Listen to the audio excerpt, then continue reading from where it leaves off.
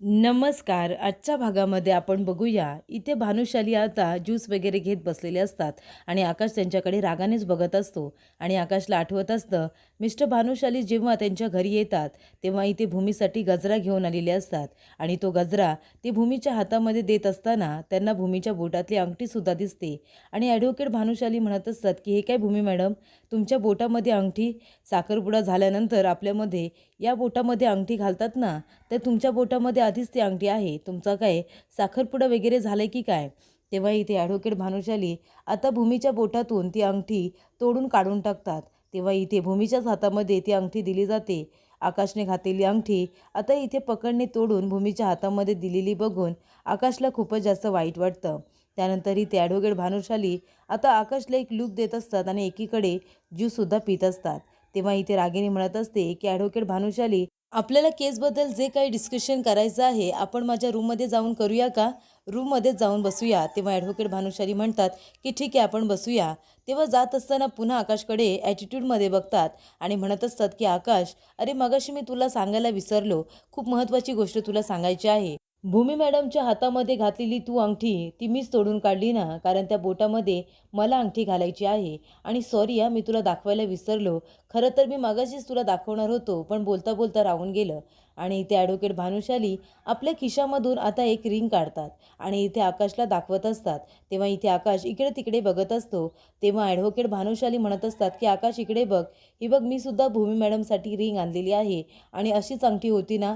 तर आकाशने भूमीसाठी घेतलेली अंगठी जी होती तशीच सेम टू सेम अंगठी इथे ॲडव्होकेट भानुशाली यांनी आता भूमीसाठी खरेदी केलेली असते. आणि भानुशाली म्हणत असतात की मी लवकरच आता भूमी मॅडमच्या बोटामध्ये ही अंगठी घालणार आहे, कळते का तुला? तेव्हा आकाश म्हणतो तू असं काहीच करणार नाही आहेस. तेव्हा ॲडव्होकेट भानुशाली म्हणतात की मी असंच करणार आहे जसं मी बोलतोय. तुला चॅलेंज घेता येतं पण तुला ते जिंकता येत नाही. तू आतासुद्धा जिंकला नाही आहेस आणि तू नंतरसुद्धा कधीच जिंकणार नाही आहेस, तो हारणारच आहेस. तसं मी एखादं चॅलेंज स्वीकारलं ना तर ते जिंकल्याशिवाय मी स्वस्थ बसत नाही. भूमी मॅडमच्या बोटामध्ये ही अंगठी घातल्याशिवाय मी स्वस्थ बसणार नाही, कळलं तुला? तर इकडे आता भूमीने आपल्या बोटातून अंगठी काढलेली असते हे आता वेदांगीला येऊन दाखवते. तेव्हा इथे वेदांगी खूपच जास्त खुश होते आणि विचारते अंगठी कुठे आहे? तेव्हा भूमी ती तुटलेली अंगठी आता वेदांगीच्या हातामध्ये देते. तेव्हा वेदांगी म्हणत असते की अंगठी तुटली, शेवटीला ती माझ्या नशिबाची होती ना. तेव्हा इथे भूमी म्हणते की ही अंगठी माझी नाही आहे, ही अंगठी तुझीच होती.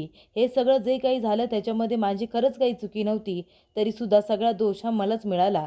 मला तुझ्या कुठल्याही मनामध्ये माझ्याबद्दल आडी ठेवायची नव्हती आणि म्हणूनच ही अंगठी मी काढून टाकली. निघत नव्हती म्हणून मी ती तोडून काढली.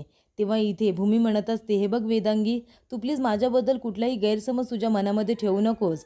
जे माझं नाही आहे ते मी कधीच तुझ्याकडून घेणार नाही आणि जे तुझं आहे ते तुलाच मिळेल. फक्त असा मनामध्ये माझ्याबद्दल राग ठेवू नकोस. तेव्हा वेदांगी म्हणत असते, हे बघ, मी तुझ्याबद्दल मनामध्ये राग नाही ठेवला. त्यावेळेला मला जे काही वाटलं ते रागाच्या भरात मी बोलले. तू सुद्धा वाईट वाटून घेऊ नकोस. तेव्हा भूमी म्हणत असते की वेदांगी, मी सोनी लिव्ह रेस्टॉरंटमध्ये तुझ्यासाठी आणि आकाशसाठी एक टेबल बुक केलेला आहे डिनर डेटसाठी. तुम्ही दोघंजणं डिनरसाठी तिथे जा.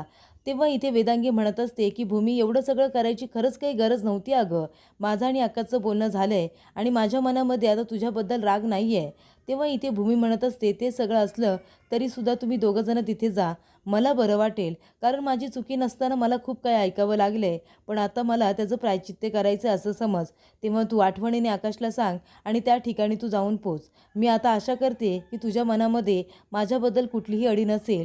तेव्हा इथे वेदांगी म्हणते की अजिबात अडी नाही आहे आणि तू काळजी करू नको. मी आणि आकाश आम्ही दोघंजणं तिथे डिनरला नक्की जाऊ. तेव्हा आता पौर्णिमाने सगळं काही बोलणं ऐकलेलं असतं आणि भूमी तिथून गेल्यानंतर पौर्णिमा येते आणि म्हणत असते, अगं वेदांगी, काय केलंस तू हे? आता तू आकाश जिजूंबरोबर काही डिनर डेटवर जाणार आहेस का? भूमीताई इथेच सगळं काही क्लिअर करते, कळते का तुला?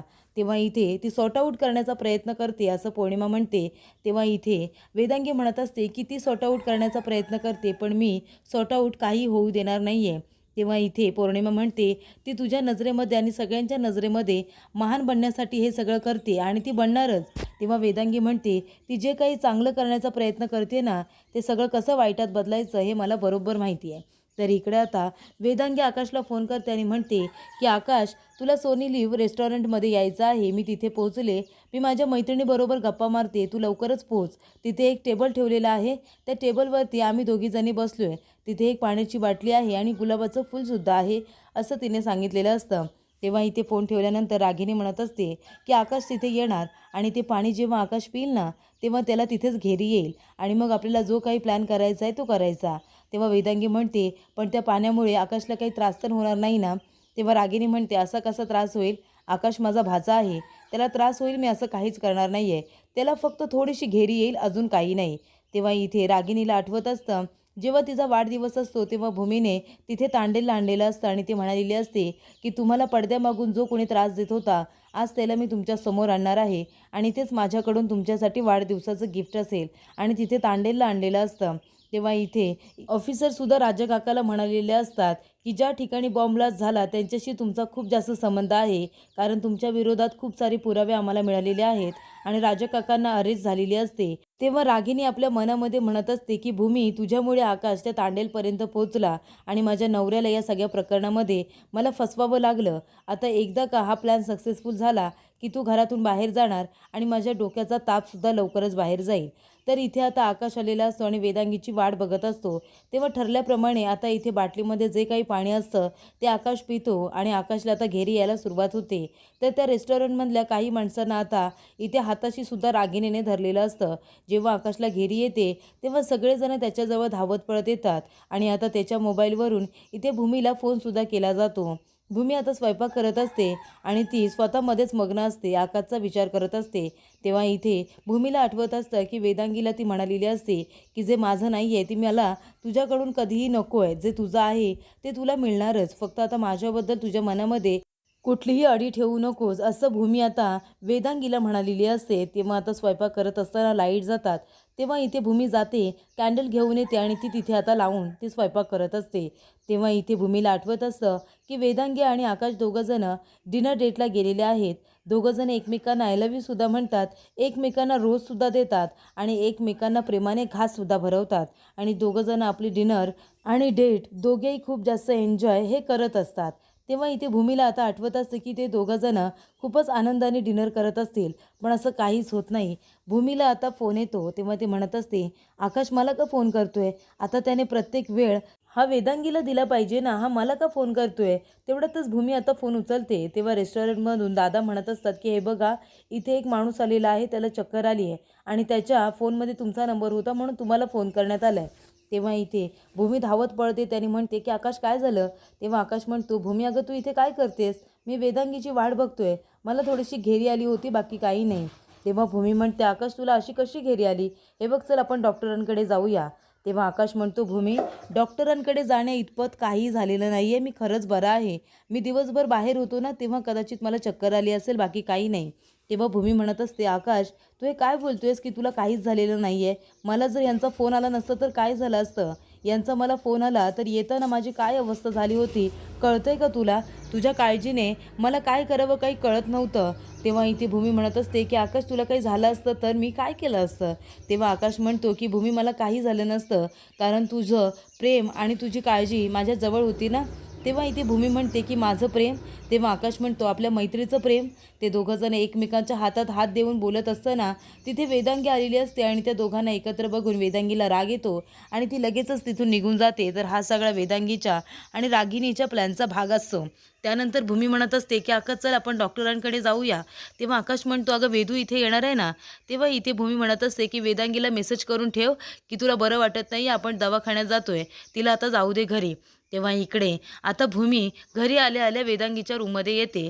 तेव्हा वेदांगी चाकू काढते आणि भूमीला आता मारण्याचा प्रयत्न करत असते. तेव्हा भूमी म्हणते की वेदांगी हे काय करतेस तू?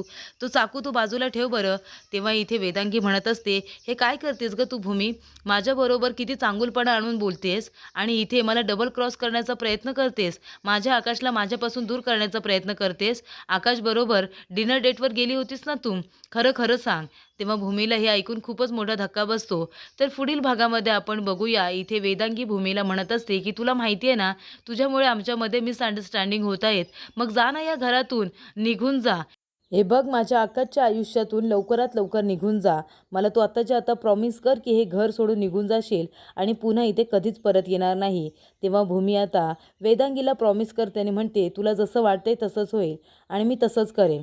तेव्हा इकडे मानसी आता चिठ्ठी घेऊन येते आणि म्हणते की भाऊजी, हे बघा ताईची चिठ्ठी. तेव्हा इथे आकाश म्हणतो, काय झालं भूमीला? आणि चिठ्ठी वाचून आकाश खूपच जास्त आता टेन्शनमध्ये येतो आणि तो खूपच जास्त घाबरतो.